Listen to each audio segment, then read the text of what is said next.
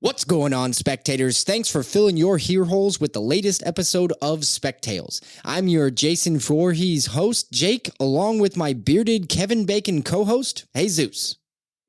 That will never happen. Get it out of your mind, number one. Number two, why isn't there a killer with a beard? If there's a hockey mask on a bearded guy, does anybody is it one of those things where if a tree falls in the forest and there's nobody around here, does it make a sound? Is it still a beard under a mask? Mike Myers mask? You know, maybe you should have your own podcast called The Beard Behind the Mic, right? Something like that. The Beard Behind the Mask. What about that? What if it's like a serial killer podcast about the lack of serial killers with beards? Yeah, and then the twist is that an actual serial killer is the host. That makes me uncomfortable. All right. Well, for all you new listeners out there, firstly, thanks for checking us out. Spectales is a comic book podcast that has collectors and creators. What's your grail tale? Each week, we explore stories about the comic book grails we love, the epic journeys behind how they were obtained, and how they inspired new creativity. We also dive into some comic book speculation and how, as collectors, we can help the hobby pay for itself. So this week we have possibly the longest overdue guest finally jumping on the mics with us, Rob and Guido from the fabulous weekly podcast series, Dear Watchers. Now, you might remember Guido from our King Size annual episode we did back in July, where Jesus gave away his precious slabbed copy of Iron Man 282. Right, Jesus? You just had to say that last part, didn't you? You just had to rub it in. You know, I'm still like dealing with this. This is a big deal. It was precious. I'm glad Guido was on, though. I'm glad Rob was on. This was like long overdue. I mean, I like to say it was ripening. It was just getting ripe, just the right amount of ripeness for us, and that's what happened because it was a phenomenal conversation. I'm so excited about these Grail Tales, man. Yeah, no. And while you were busy reminiscing there for just a minute, Rob and Guido dropped their Grail Tale hammers on this episode with two epic Grail Tales, and these spectators need to get their fix. So let's get this going. So put on your finest swimsuit for deep sea dumpster diving and prepare yourself for more Alan. This is episode 56. This is a conspiracy. That's what this is. Just begging to course its way through your veins. Let's just for a moment speculate, shall we? You're into comic books, aren't you? I'm a nerd. But you do like comic books. Comic books aren't just for sad nerds anymore. Do you think we need one more? Strange things are afoot at the Circle K. Do you think we need one more? Objection, calls for speculation, move to strike. This is a bad idea. This is a bad idea. All right, we'll get one more. Spectales, a comic book podcast with Jake and Jesus. Hello and welcome back again to another episode of Spectales. This week, Jesus and I are righting one of the most egregious wrongs that this podcast has had for the last 10 months. That is right. I'm talking about finally getting our friends from another comic podcast on the show. With that, I am thrilled to welcome Rob and Guido from the weekly must-listen show, Dear Watchers. Welcome to the show, gentlemen. Hi. Hello. This is so exciting. The other wrong you're writing is you used to mispronounce my name for a while, too. Oh, so I'm never going to let you live that down. Oh, great. Please don't. And please do it as often as possible during this podcast. It's great. And you made sure to say that in a spot where I can't edit it out. So thanks for that. Yes. You're welcome. Let's go. But we are so excited. I've been listening for, I guess, probably those 10 months, and I listen every week. You're a weekly listen, required listening, and I'm really glad to be here. Even though I know you guys, I feel like I'm, fanboying a little bit too. Yes, I'll be maybe downstairs, and Guido will be up in our attic where his 22,000 piece comic book collection is, and I'll just hear your voices as he's sifting through comics. So he's got comics in his ear holes. He's got comics in his eye holes. He's surrounded by comics. The 22,000 piece collection. I'm curious, Guido, do you have a name for the collection? No, when you named your collection a while back, it sort of inspired me to think about it. And I think I had an idea then, even when I was listening to you name yours, but no, I haven't gotten anything yet. So I'm open to suggestions. Good. Don't do it. Ever since Jake has named his, it's been downhill for Jake, right, Jake? No, it's only brought me more fame and fortune. Well, right before we hopped on with you, we were sitting on the couch, and Guido told me, I'm between comic apps right now to log my comics. So I've got this comic. You put this comic there, and it's like, I don't care. I'm not touching them. Well, and transferring them actually prompted me. The app I'm going into is CLZ, and it had you name your collection at the beginning, and I just used my collection, and I was like, I really need to think of something better than that. Yeah. Well, if I may, at least start with maybe something like not Rob's collection. Exactly. Yes. He knows as soon as he kicks the bucket, that collection is being sold. I'm buying myself a nice something. Yeah. Maybe a nice preserved trip. By any means. No. Oh, that's unfortunate to know, isn't it? Yes. Well, for one of you, maybe. All right. So you guys, you know the drill for this show, but for everybody who's new to listening to Spec Tales, we do 3 basic segments. We kick every show off with recent pickups. Then we go into the Grail Tales segment, where we're going to ask Rob and Guido to talk to us about their Grail Tales, each one having their own individual story. And then we are going to finish the show with speculation, which is going to be really exciting because Guido is a 100% guaranteed to win speculator. Being 1 for 1, it raises the bar. So exactly. Batting 1,000. I feel like I'm also looking through a funhouse mirror, Jake, because on our show, Dear Watchers, I go through our 3 segments on that. So you're very much doing my role today, which is very nice. I feel like I'm on vacation. Rob, you are welcome to take over if you'd like. I'll sit back in this chair and let you do it.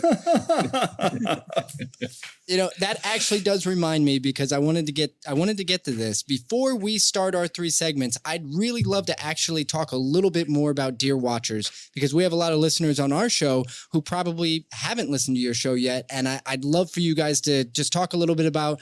So Dear Watchers, in a nutshell, you guys are going through the comic omniverse. So every episode you're talking about one of the like what if comics, but you do branch into DC's version of what if as well, and you get into the amalgamations and things like that. Can you, I guess, where did you guys come up with it? How did it start? I love alternate universes. In recent years, growing up reading comics, I wasn't too into them because they felt like they sort of lowered the stakes. But in recent years, as I've gone deeper into comics continuity over the years, I really appreciated what the multiverse could do. And I just had this idea of, I started reading a bunch of what ifs. I finished my collection of what if, and I started reading a bunch. And then I thought, there's stories that relate to this that came before. And then there's stories that seem to relate to this that came after. So why don't we take a trip to an alternate universe and look at the stories that inspired that alternate universe or were inspired by that alternate universe? And it's been fun. We've branched out and done some Elvira trips through the multiverse, and it's a endless box of alternate universes in that comic book omniverses that we've been opening, and it's fun. Yeah, and I would say for people like me, I'm much more of a casual comic book reader than Guido is, and multiverses and Elseworlds and what ifs are really made for people like me, because you can read that one issue and get a lot out of it. And as Guido said, we also explore the issues that came before and after that, so you can see context. But for someone like me, it can be really intimidating to hear about these ongoing issues or these big events where it's like, it's Devil's Reign and it's 50 issues you have to read. It's like, oh my gosh, I can't even read the few things I want to read. So for me, this is great. Or for any listeners who want to listen to our show, you can just dive into that single issue and the issues that inspired it or took inspiration from it and still find a lot of enjoyment. Yeah, for sure. For me, when I listen to you guys' episode, that's exactly what it does. I have a pile right here of my to read list, and it's smaller. It's usually up here to like right there. So I've been able to read some, but when I don't, I just hop on one of your podcasts and listen to a what if. And I also think that that's pretty cool from like the multiverse standpoint, where you get to see if something like hits with the audience, then you get to see them continue it in another issue, or and you know, like they were like purposely doing it to see what the audience wanted, and then once they found it, they were able to expand on it. So it's just a really cool podcast, guys. I definitely recommend checking it out. Thank you. Yeah, I would say, and your Jesus, your to read stack is either a lie because it's so small, or you read a lot, because my to read stack, unfortunately, is, I mean, it's probably floor to ceiling, but I'm so behind, and I also want to read so much, which is why I have this absolute love-hate relationship with your guys' podcast, because every time I listen to one, I end up with at least one new book, if not multiple, that I have to put on my to read stack, simply because you're always covering books that I just haven't caught up on, right? Like they were just literal, just decades and decades of Marvel stuff that I want to go back and read. And probably the best thing I've read because of your show, which was simply because it came out at a time when I wasn't reading, was House of X. And I listen to your guys' show, and Guido, you talk about it all the time. Is it your favorite? Is that your favorite? It is. Because I feel like it comes up at least once a month. Seemingly. That's too small. It needs to come up more than that. Well, you need to talk to your show's editor. But I will say that was probably the best advice I got from you guys. Well, maybe second best advice. We'll talk about the first best advice I got from you guys later. But the best advice I had gotten was to read that, and I highly recommend it. But yeah, so very enjoyable show, everybody out there who has not gone over yet to listen to Dear Watchers. And while I won't say what Jesus always doesn't want me to say. I'm not going to say turn this show off and go listen to that one immediately, but I will say transition immediately from this episode into the latest Dear Watchers episode that came out on last Monday.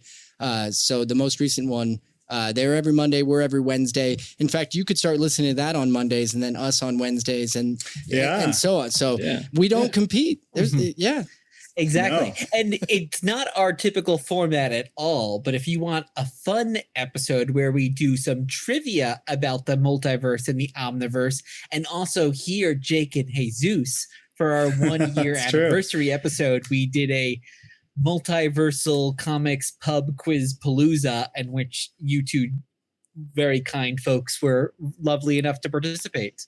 Yeah. So that's back in July. Yeah. That was a lot of fun. And I won't ruin it, but we're the champions.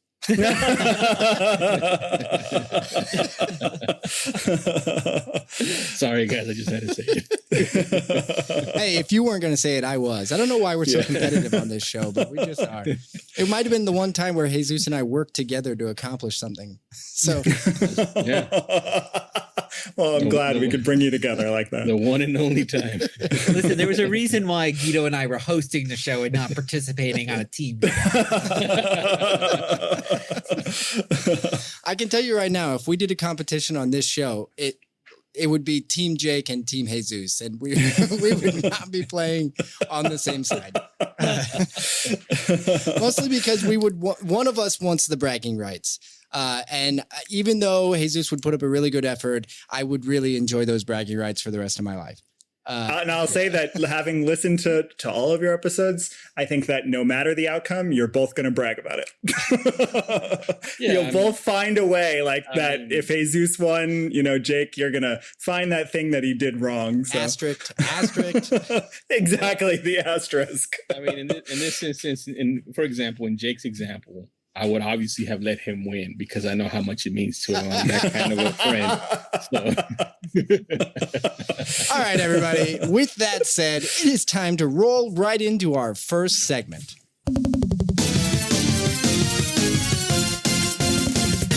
Recent pickups. You guys know how it goes. The recent pickups segment where we talk about something recent that we have picked up, read, or, I don't know, purchased. Pickup could be you got it for free. I don't know.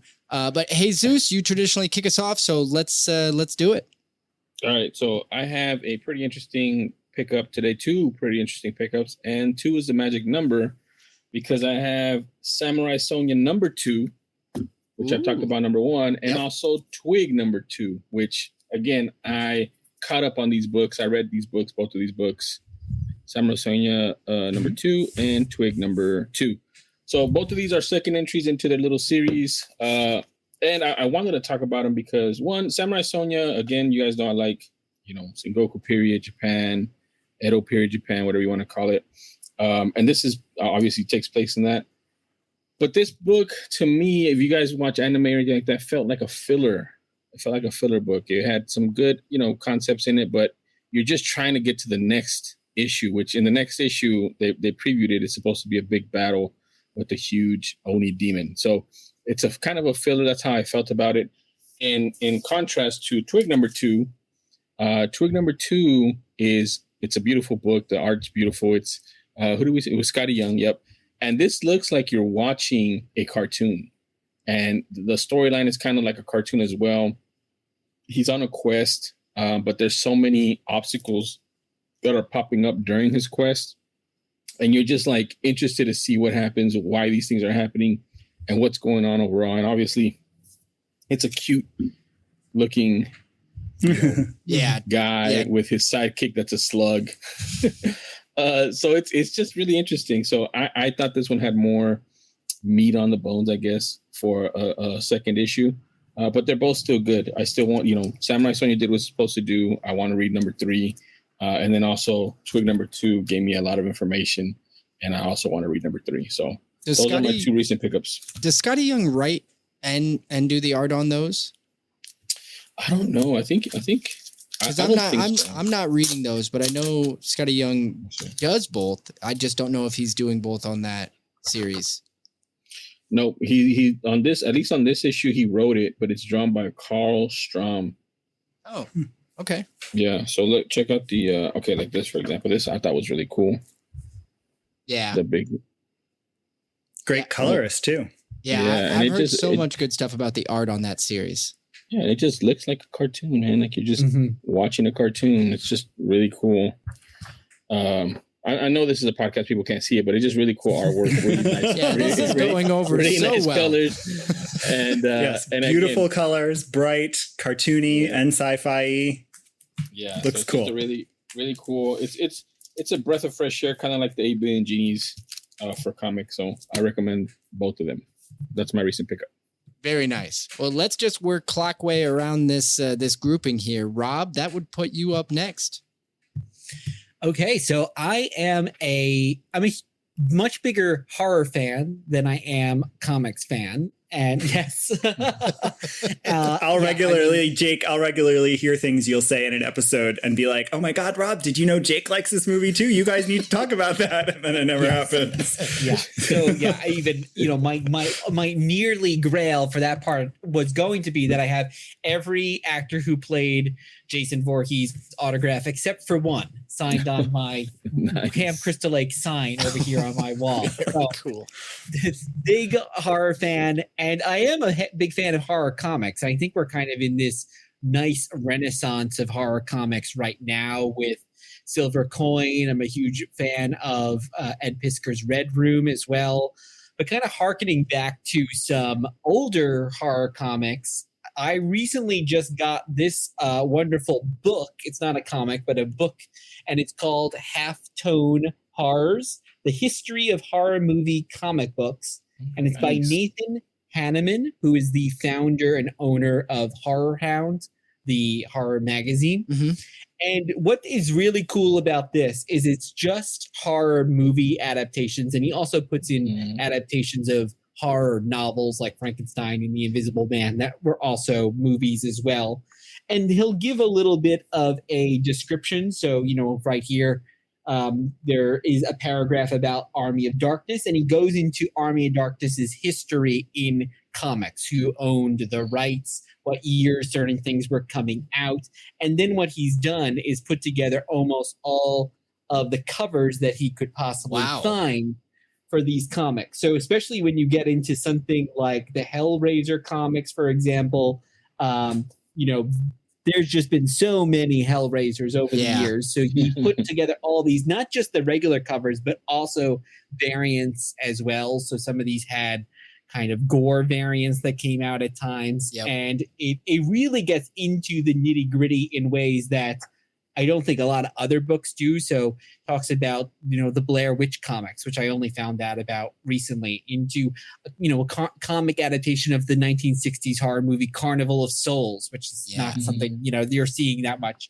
And I was looking at some of this stuff, like some of the Blair Witch stuff up on eBay, and some of it you can't even find. So why this book is also great for listeners of Spec Tales is it's basically also a shopping guide. Catalog. That's exactly what I'm hearing. And then trying to find it. And some of these are very easy to find. Some comic adaptations are in dollar bins all over because, these were not fancy licenses. But some of this stuff definitely was pretty rare because it did have low print runs. So if you're definitely looking, if you're a horror fan, if you're a comic fan, and if you want a little bit of history, it doesn't go too much into the history. I would maybe want even a little bit more in some cases, definitely a little bit more of an art book in that way, but it does strike a good balance between those two things. And Halftone Horrors, I actually kickstarted it several years ago. It suddenly arrived at our house, and I was like, I didn't order this. Was I having too many martinis one night and ordered this online? But I kickstarted it like before the pandemic, but you can still actually access it through Kickstarter. So if anyone's interested and they just Google Halftone Horrors or go on Kickstarter, I believe you can still order it through there. And there was actually also an option for it to come with a comic book as well, which I also have. I don't know where that one is. Or I filed it away. Oh, you filed it away. Exactly. So lots of fun things. So I'm really enjoying it so far. That's awesome. Yeah, I've already looked it up. I already see that I can order it now. Once again, Guido and Rob strike again on something else I now have to go buy and read. So thank you very much for that. But it is that genuinely looks fantastic. Yeah, it looks awesome. I will own one. All right, Guido. All right, that means you. So recent pickups is really hard because I consume a lot of comics on a weekly basis, and I like a lot of them. But I decided to go with something that just came out, a new series from someone who I think is a complete comic icon who should get a lot more attention than he does, and that's Terry Moore's Parker Girls. So Terry Moore is the creator of Strangers in Paradise, Echo, Rachel Rising, and all of that work. I mean, he's worked for the big two at times, but all of his other work, including Parker Girls, is completely self-produced. So he does all of the art, he writes, and he releases on his own imprint, his own actual publisher, Abstract Studio. But Parker Girls, so separate from loving Terry Moore and thinking he's an extraordinary creator, Parker Girls is so good. It hooks you in that first issue, whether you're interested. I'm not even a big fan of crime comics, but it does a great setup with this. So the other cool thing for someone who likes alternate universes and multiverse storytelling, Terry Moore's stories, while they all stand alone, they all coexist in one shared universe. So even though they're not telling one big narrative, the characters who you met in Strangers in Paradise will show up, or some side character will show up in Echo, or there will be some connection. And the organization of the Parker Girls has existed since Strangers in Paradise in the 90s. And now this comic will explore it. And it's, really high-end, rich, wealthy organization of criminal women. And it is fun to watch and fun to read, and his art's amazing, and it completely hooked me. So that's my recent pickup. So I'm not familiar with his publisher, the title of his group or company there, but is that something that you pick up just at your local LCS, or do you order this online? No, most comic stores will stock, or bigger comic stores will stock a small number of issues. Terry Moore is big enough that, you can get trades, especially of Strangers in Paradise or Echo or Rachel Rising was his great horror comic. You can get them in a lot of local stores. He's distributed through Diamond. You can also order directly from him, but they are accessible at larger stores. we go to a pretty large comic store, local comic store, and if you don't go the day of release, they'll be sold out. They maybe order 4 or 5 of them. So I pre-order them all, of course, but they are readily available.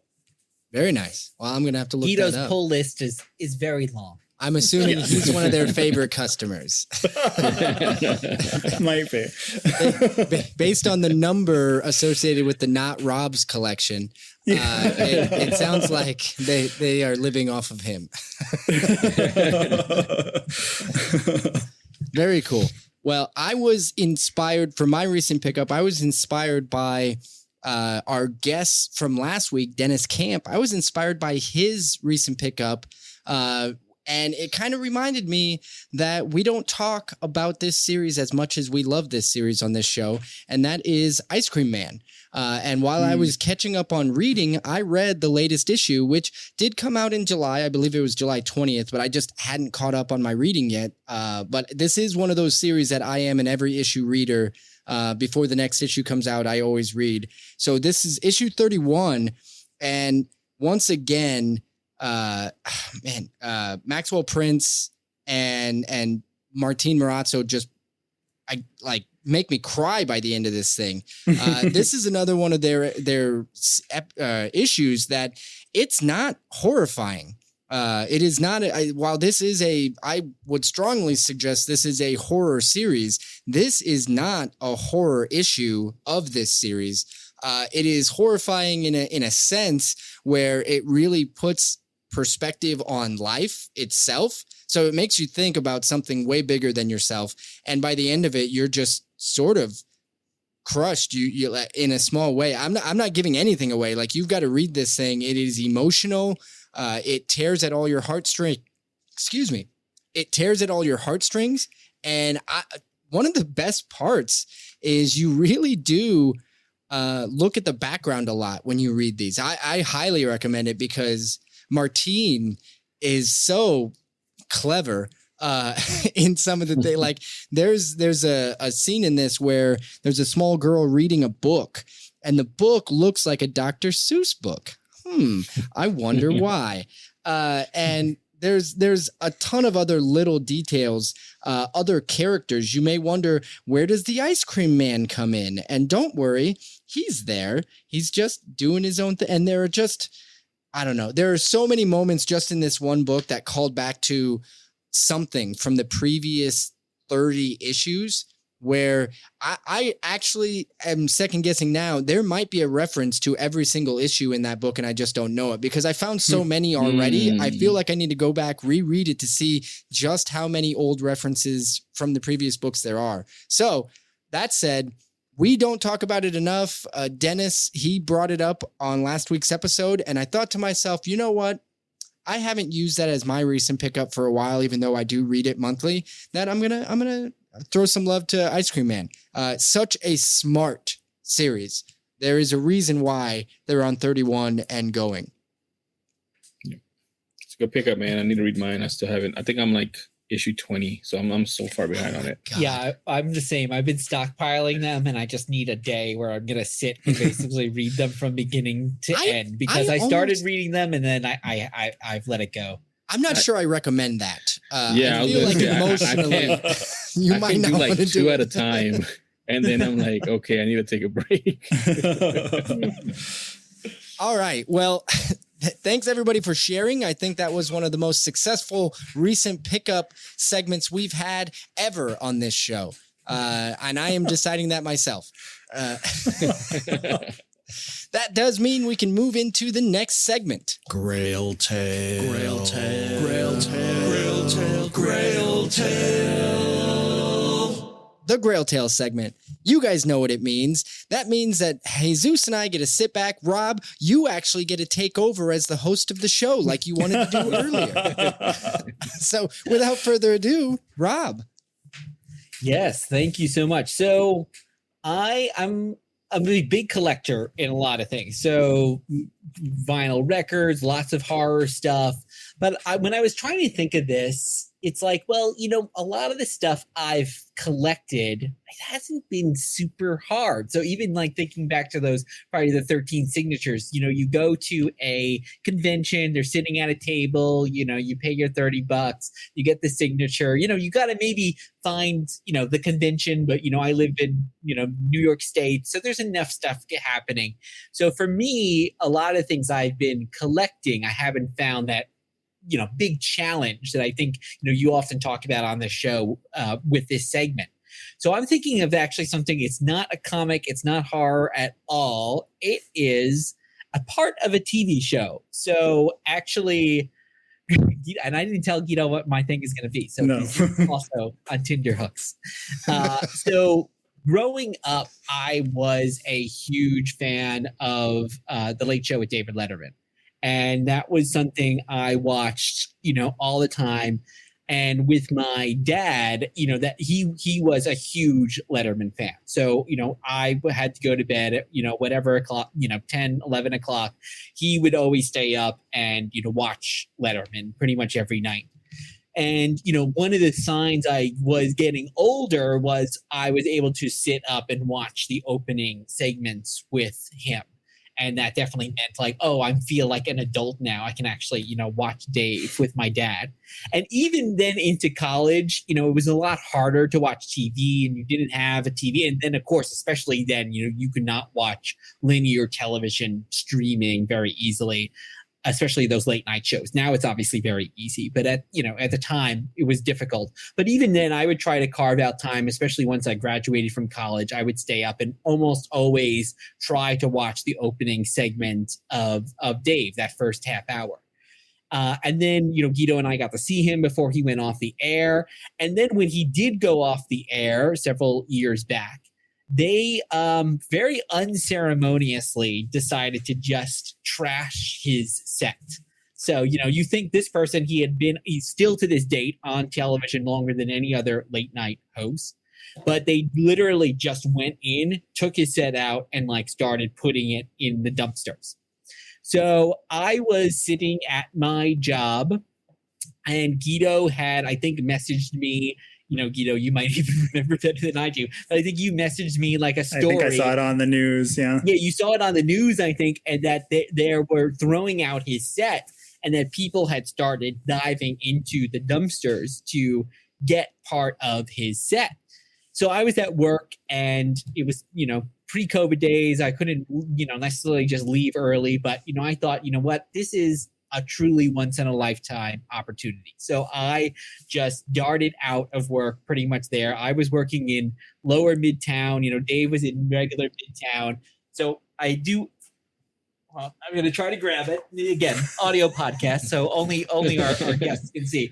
So I literally got over to the Ed Sullivan Theater where Dave Letterman had his show. They had these dumpsters. There was a few other people digging around in there. So I crawled up into this dumpster with all this trash and debris.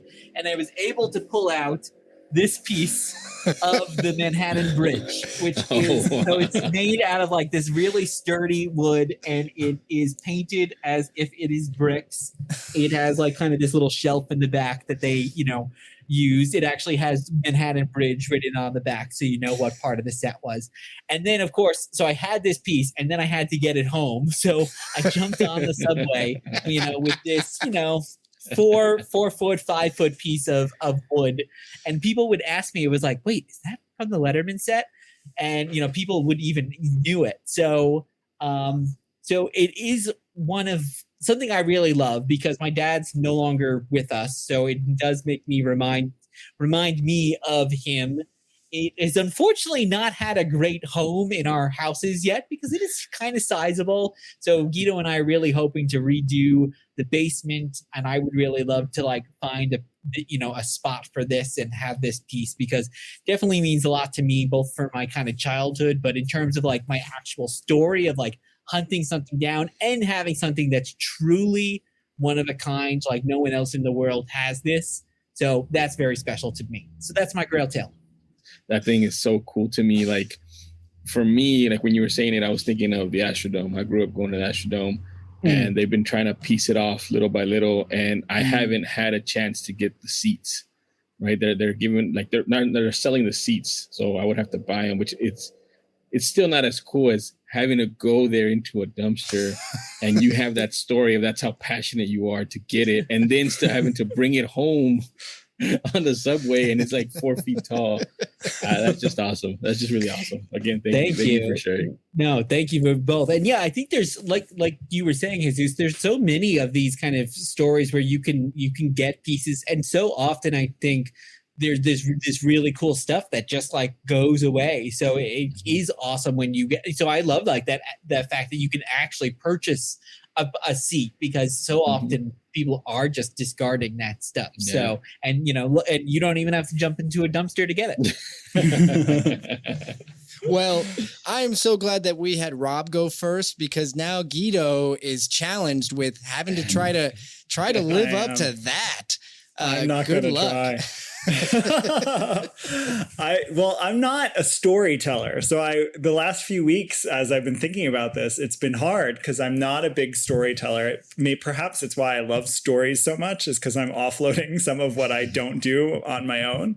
So I was really trying to think, and you know, I have 23,000 now comics and a couple dozen signed pieces and original art from House of X, actually. And all of that stuff matters a lot to me, but none of it was really hard to get, which is weird to say, though it's special. So I was thinking, what do I have that really matters a lot to me? And it actually is my, perhaps, I guess, non-Marvel favorite comic series, tied with House of X for my favorite comic series, which is Promethea.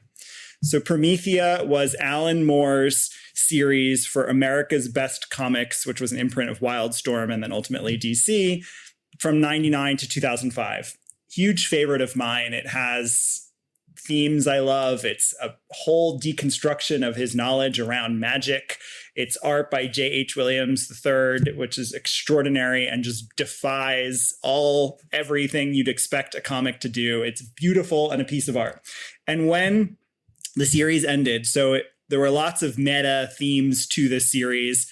Alan was doing both with the content, certain issues would be certain colors because they occurred at certain levels of the tree of life as the superheroine Promethea is moving through. And it's really mind-blowing stuff. I think it's really the essential Alan Moore, if you're a big fan of his, because it brings together a lot of his themes toward the end of his comics career. But it's 32 issues because there are 32 paths on the Kabbalistic tree of life. And what they did for the final issue is 31. This is going to spoil a 20-year-old series. Sorry, everyone. It's still worth reading. But at issue 31, the apocalypse happens. The world completely changes and deconstructs and turns over. So 32, you're just in this ethereal plane. And the way that he and JH constructed the issue is that it can be read in any direction, front to back, and it can be taken apart, the comic, and turned into a poster that then you can read on one side or on the other side. Two beautiful works of art in a poster. So they released 1,000 limited editions of this final issue 32 that came with the issue as a comic, 2 posters printed of the issue put together, and then an issue of covers of the series signed by Alan Moore and J.H. Williams III. And at the time, this is 2005, I'm 24 and going to a comic store local in New Jersey that I'd been going to for a while. But I didn't really do a pull list. You know, I would just sort of tell the guy there what I liked. And I was buying Promethea, and he ordered this for me without me knowing it. It was $50, which is insane that it was only $50. And over the years, you know, I haven't thought a lot about it. I framed the posters. They hang in our bedroom. I have the signed issue. I had it hanging on the wall, but the frame actually just broke last week. Maybe because I was thinking about it, if we were to believe Alan Moore's sense of magical reality. But it's the kind of thing that there were only 1,000 made and you just don't see it for sale ever. I actually will periodically look to see if one's for sale, and it just isn't. Right now, someone has a slab of this issue, one of the double-signed numbered ones, for $2,000 on eBay. So it's just a really amazing thing that as I don't think a lot about it, but then as I was thinking, what do I have that I couldn't replace? This was the thing that stood out to me. So that's it. That's awesome. I mean, that's not it. That's awesome. That's like, one, I didn't know about it. Two, the difficulty in pulling that off, where it's like you can read it forward or back and then you can make it into the poster. That's amazing. The only like idea I had of this series was I remember there's some issue with Alan Moore and Jim Lee, because he did it under Wildcat because he didn't want to work with DC anymore. Right? What is it? And then Wildstorm. And then Jim Lee sold Wildstorm to DC. and he had to do it through DC. And Jim Lee swore up and down that they weren't going to mess with his book. And I think they still ended up messing with his book. So there was some issue. That's the only thing that I know about this series. But now I know more about it. And that's awesome too. That's a really cool book and cool. I mean, what would we call like an issue, and then the posters that you have as a Grail is pretty cool. I think that it's incredible that exists, and I have realized over the last 2 weeks that I know so very little about Alan Moore's career. Like I thought I knew about Alan Moore's career, but for some people, and I don't mean to sound ignorant, but for some people, I feel like maybe it began with V for Vendetta and ended with The Killing Joke, and everybody just focused on those. That's true. And then everybody kind of forgot about some of the stuff that he did after all of those books, which I was in that group. I fell in that category for a while. I really just feel like now I need to deep dive, because last week, Dennis Camp, one of his grails was another Alan Moore book, the unfinished Alan Moore series, Big Numbers. And with Bill Sienkiewicz. And he has some rarities from that because it was never finished. So it just makes me feel more inadequate, really, that I just don't have all the knowledge. But your story, as far as how you obtained it, I want to actually just compliment that your LCS to buy that, just to order it for you. I've had some nice things done for me by LCSs where they're like, yeah, we just figured you wanted it, or they'll give me they knew I was going to take the 1 in 25 variant or something like that, so they slipped that because I'm an everyday or every week customer kind of thing. But never like committing me to $50 a $50 purchase without asking me first. Yeah, well, that's why, I mean, the store's not there anymore. The guy who owns it is actually a comic artist himself. He independently publishes and draws, and he moved to California. Jeff Peters is his name, and he's really great, because that's why it was important to me too that I was 24, right? Like, who would trust this like just out of college kid who's coming in and buying books, but like I just love that it's all because of him, and that's cool. The care he put into, me and other customers, I'm sure, getting what we wanted and being there and being happy. And And we were talking about on our show recently when we interviewed Joey Vasquez, who works for Midtown Comics. And we were really talking about the power that local comic book stores still have in terms of building this community. Like, you're not going to get Amazon to send you say, oh, I bought this for you, I think you might want this. Like, that's like the amazing thing about going to a store and building community, building a relationship with an owner or a retailer. And because that's the only place still that you're going to get that kind of experience. Oh, like the human experience? Is that what we're talking about? That's exactly. But no, completely valid point. Yeah, I mean, we just made the absolute best point for why LCSs and why going in to your local shop is still very, very valid, very important. So I have a couple questions for you, Guido. if that hadn't happened, would you have wanted that book and those posters? Like, would you have actively been looking for it? Yeah. Oh, yeah. Okay. That's part of why I still search. And sometimes it was to see the value, but frankly, sometimes it was to get a second one, right? Because the other thing I did stupidly do is I didn't understand that you could dry mount a poster. So I brought it to a professional framer, but they mounted it. So those posters are now stuck in that frame and cannot ever come out. So there is a part of me that would buy a second one if I ever saw it. So yes, I would definitely want it if I didn't have it. Yeah, if that glass breaks, it's done. Don't say that. And then the second question is, I forgot to ask you. I mean, one, it seems like your collection is going up by the minute here because we started off at 22,000. It does. I know Rob's number is a few months out of date, but it's only a few months. Yeah. He was literally bagging and boarding and logging comics while we were waiting to start recording with you all. So it's an ongoing process. It is. So the question was, how long have you been collecting? Yeah, well, that's an important detail because it does sound so ridiculous, but I have been collecting for 35 years. And what's interesting is my mother, when she moved over the years, always took my comic book collection with her. So I was living in apartments, grew up in the New York metropolitan area, went to college in New York. So it always lived with her. But one of the few things she knew not to throw out, so thank you to her, is comics. And the collection was not that big then, but she would carry whatever number I had with her. And as she'd move from house to house, and then finally, when she was getting rid of a house, I don't know how many years ago, I guess it was, well, Rob and I bought a house and we joked that it was basically a storage unit for my comic collection because my mother was selling her house and was like, okay, it's time for you to take it. Get it. And so I got it. But then, of course, we had a house. And so I was like, oh, we have all this space. Let's keep buying comics and keep adding more and more and more. Mm-hmm. So, but anyway, it is 35 years accumulating little by little and a lot in the last few years. Yes, they're numbered. They're in rows now. He's got them. I've got a room for about 3 boxes of my own over there. So don't worry, I've got a little space.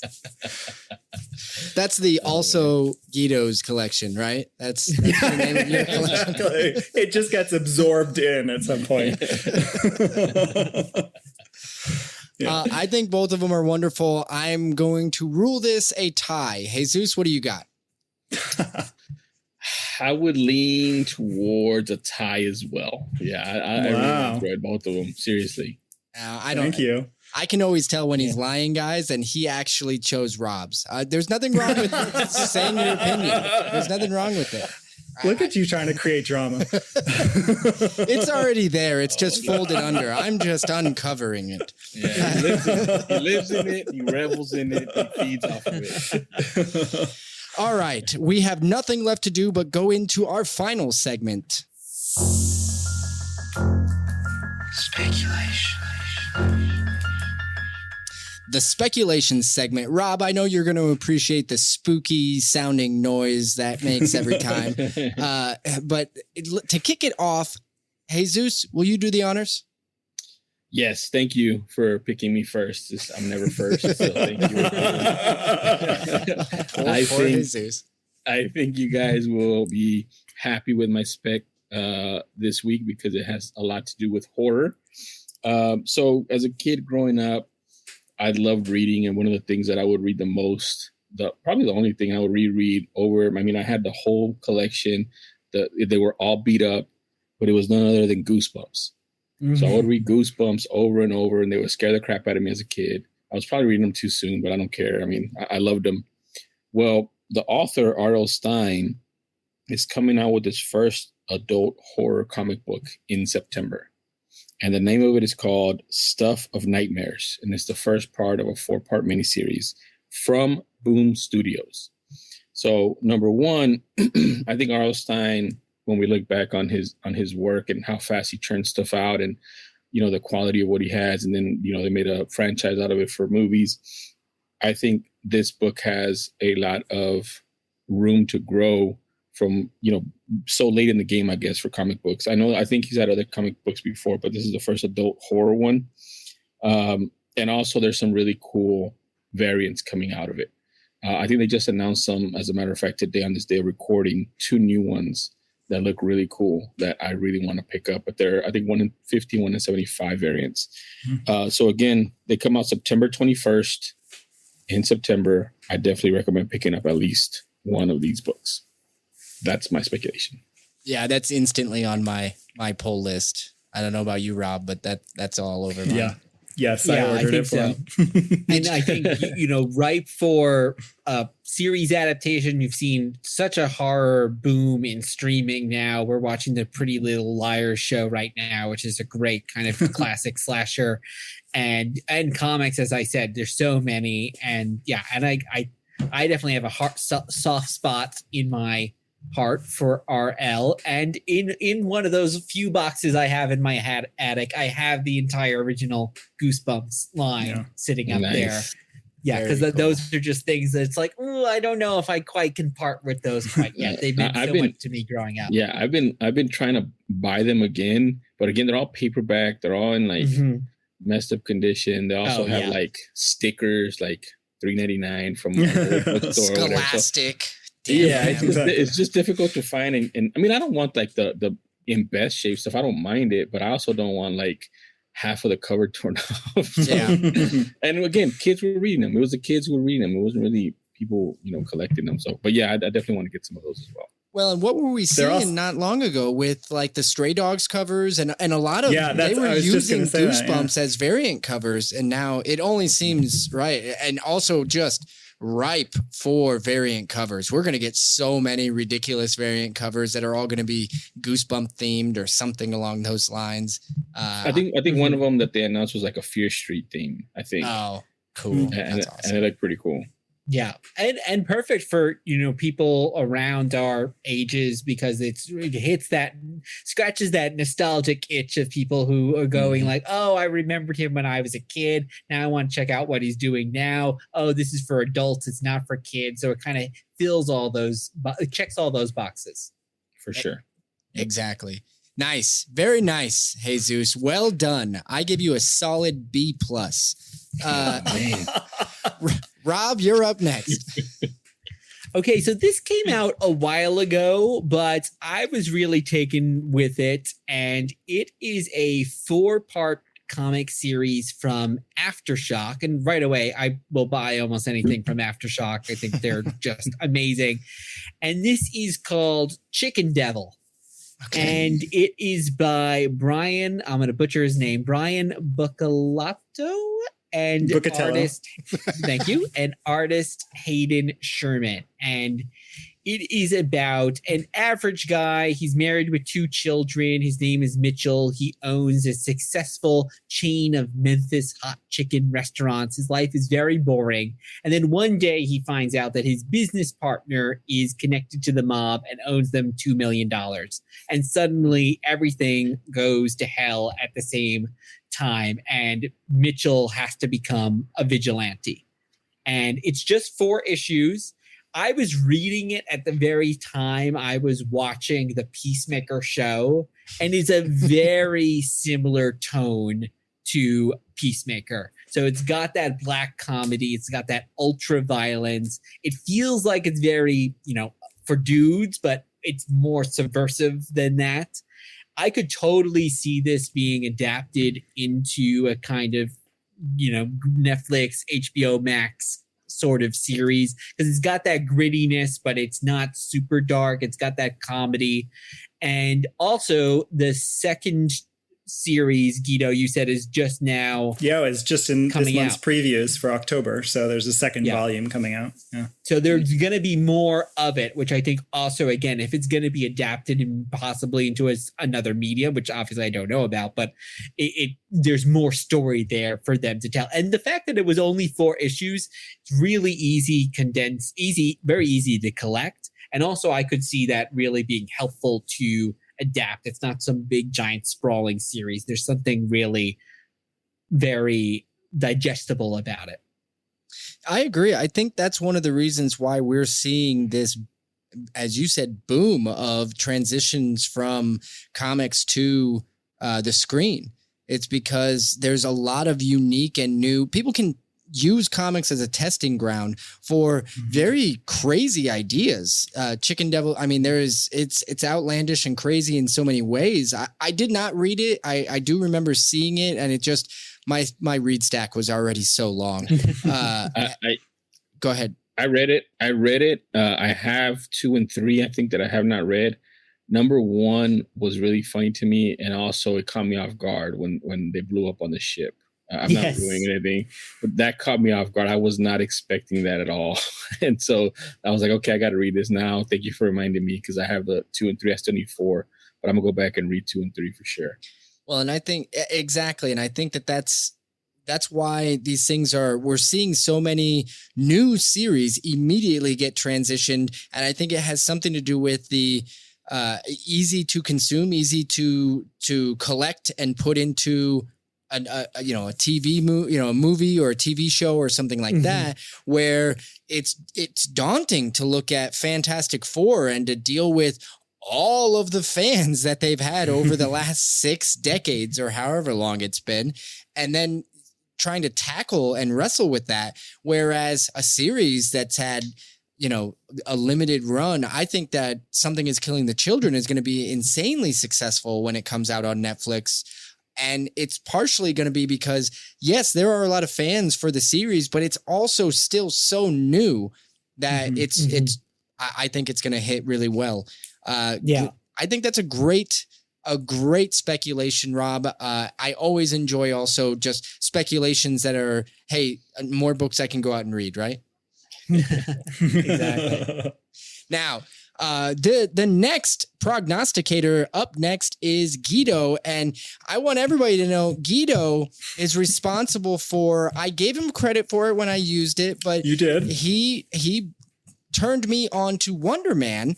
I can't remember which episode of your show it was, but it was an episode very specifically talking about the what if that included Wonder Man. I believe it was, what number was that? I cannot remember, but somewhere way back when.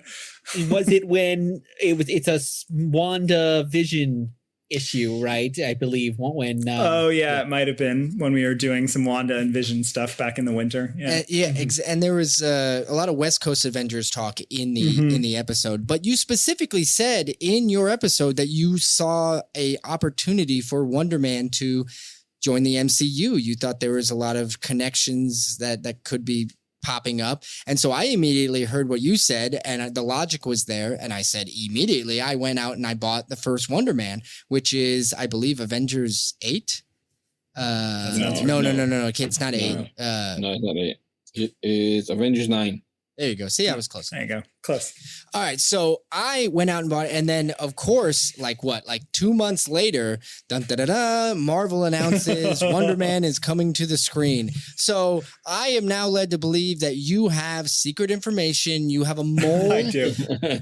At Marvel, you have a mole in Avengers Tower, and you now have special information that you are going to provide to our listeners. Yeah. So exactly. Get ready. All right.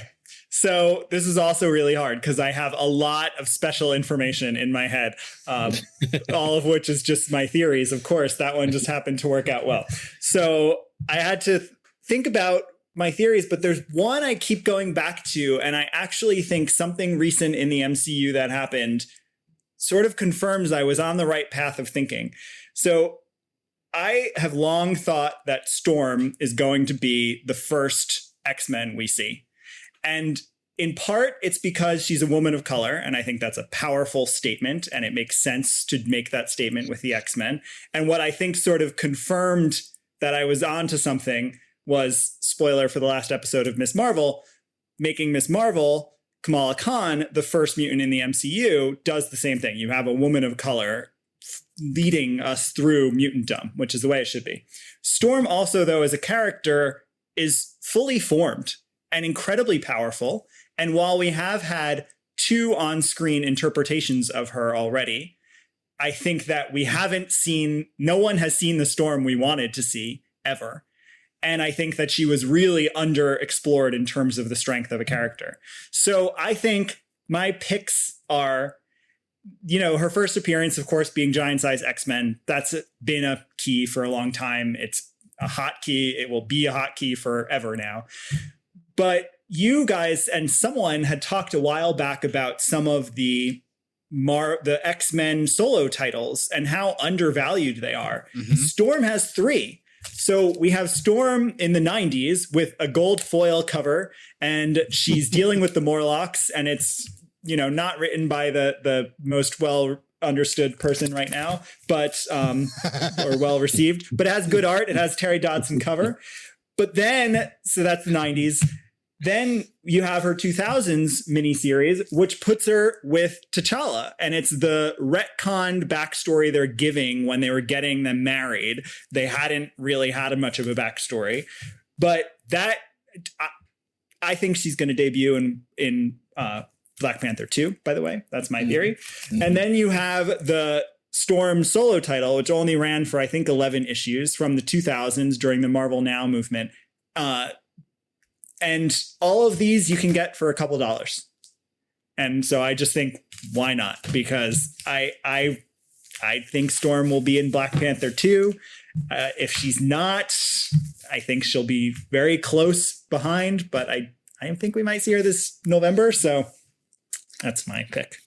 And I think there's going to be a lot of people really, really happy if that were to happen in November. I would be one of them. I think that would be super exciting. You gotta think about it like this too. Like, we know a lot about Black Panther 2, right? We know Riri's coming, right? We know Namor. What we don't know that they've been hiding is who's Black Panther. And then also you have to think there's something else that they're hiding. People are saying it could be Doom, it could be Storm, it could be both of them. It could be a bunch of things, but they haven't shown their full hand. So I think Storm, Black Panther, and Namor, right? They have some storylines together as well.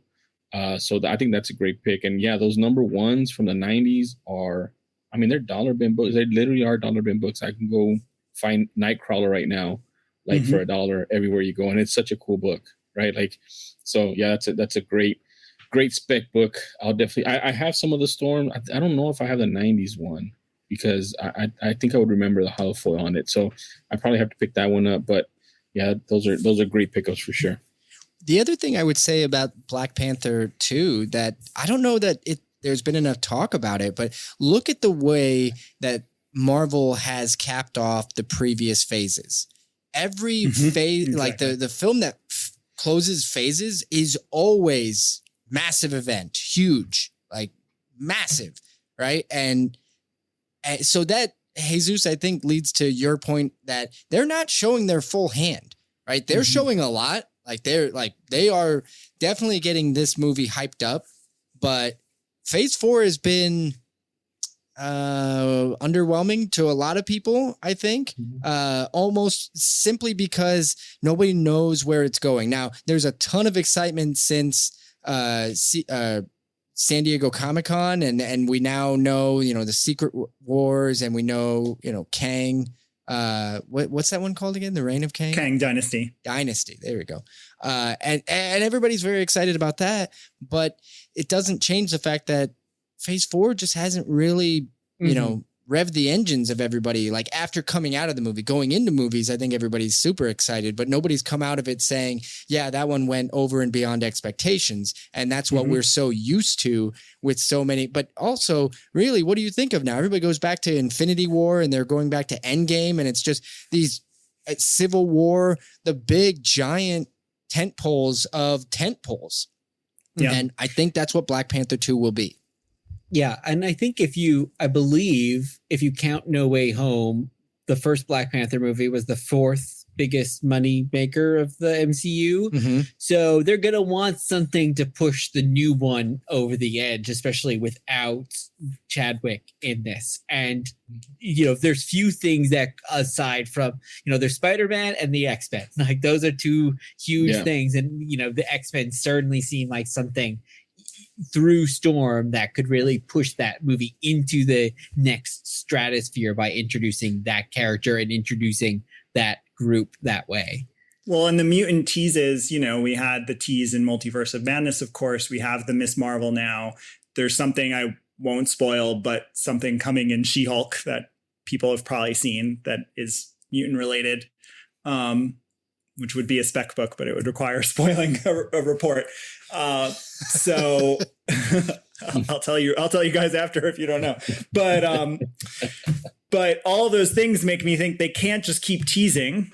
Yeah. And nor do I think we're going to start with an X-Men movie, right? We're going to meet fully formed characters before we get to an X-Men movie. Yeah. And in order to do that, you can't start us with, I love a Shadowcat or a Jubilee or even a Rogue. I love these characters, but you can't start with them. They're not big enough. Storm is big enough.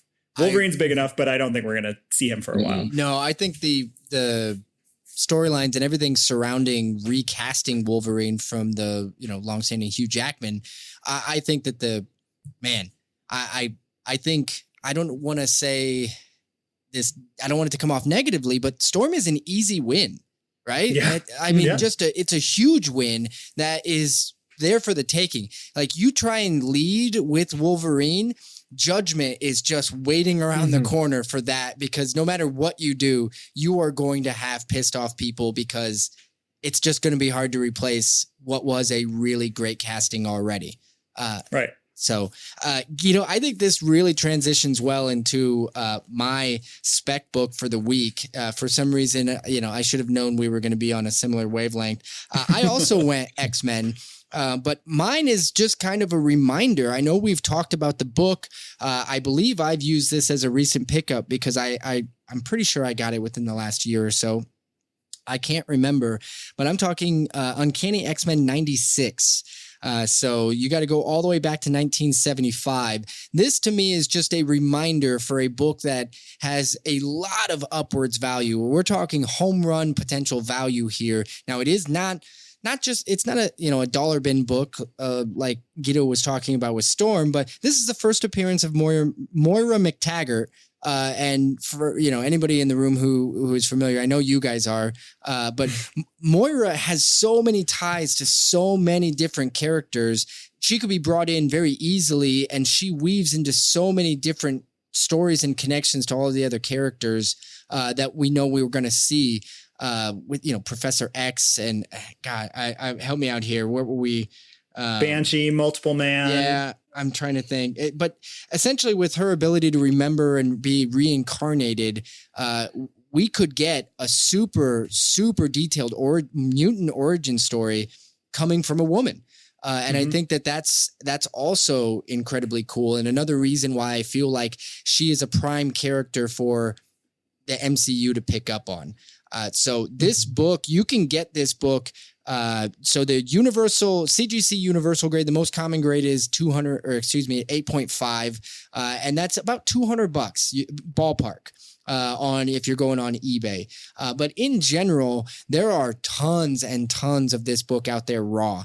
And I would highly recommend you go and look for a nice copy, within your budget range.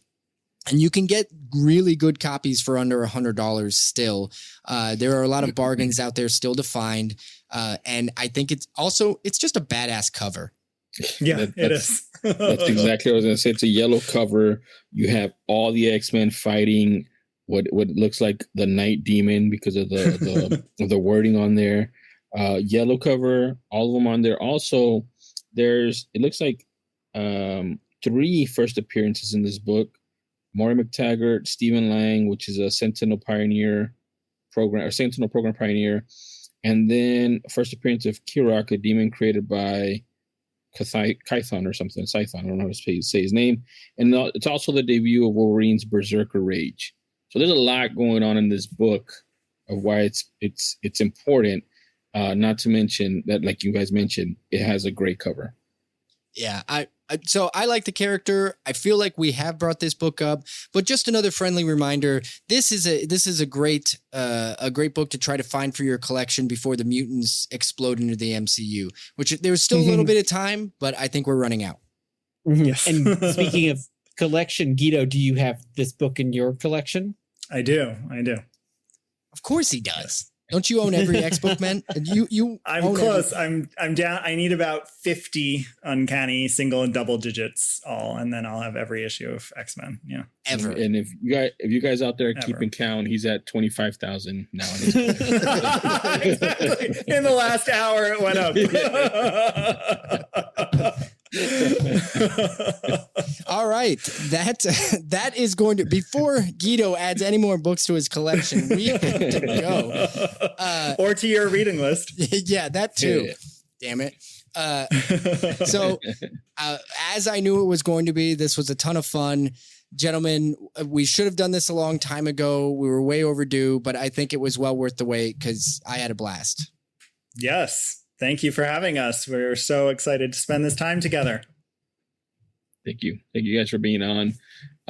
Like Jake said, we righted it wrong at least once today. So it's been awesome. It's been phenomenal. Thank you guys. Thank you. And now we'll need you both on a normal episode of Dear Watchers. You've of course been on a very special episode, but we'll have to have you on for our traditional format. Oh, great. More reading. No, I'm just joking. We would love to. Before we head out, would one of you guys like to share where everybody can find you? Sure. You can find us on Twitter at Dear Watchers or dearwatchers.com and anywhere you listen to podcast. And one quick comment I'll make, was an unexpected plug, but if you are interested in Promethea, we actually might have an announcement coming soon about a bonus series we're going to be doing about Promethea. So that was not intentionally lined up. It just was a convergence of many things. So we'll be covering Promethea in depth soon. So a lot going on, Dear Watchers. Awesome. Well, that sounds awesome. Maybe I don't have to read it. I can just listen. Exactly. All right. That's going to do it for us. Thanks, everybody, for tuning in this week. Please come back next week where we will have another wonderful guest or guests. I'm not sure. Anyway, thanks, everybody.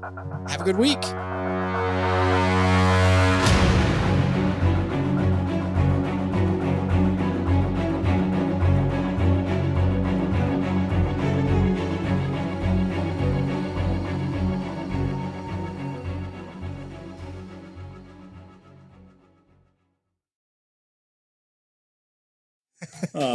Guido, what was the spec thing? I don't know what you're talking about either. Oh, the She-Hulk. Oh, so it's been confirmed through a photo, so it's not out there, that El Aguila, the eagle, is going to be there. He debuts in a Power Man and Iron Fist in the 70s, but he is a mutant. That's cool. Yeah. I did not know that. When did that come out today? I just saw it yesterday, and of course I went online and bought 2 of his debut. Oh, you're so good at this now because you guys are in my head all the time. You definitely are very bad influences on him because one nights, and he's got the whatnot going or yes. Oh, that makes me feel good. That's awesome.